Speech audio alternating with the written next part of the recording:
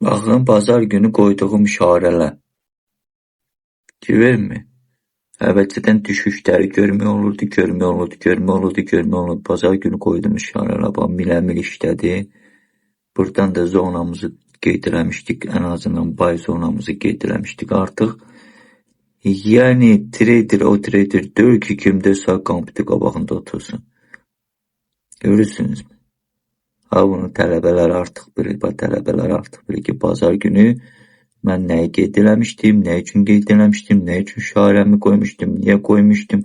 Bunun hamısını onlar artıq bilirlər. Görürsün, bu işarə paşda eyni işarədir. Buranı keçdikdən sonra hələ qalxış verib, dəyib bu işarəyə düşüş də verib. M1 dəqiqə işləsəydik.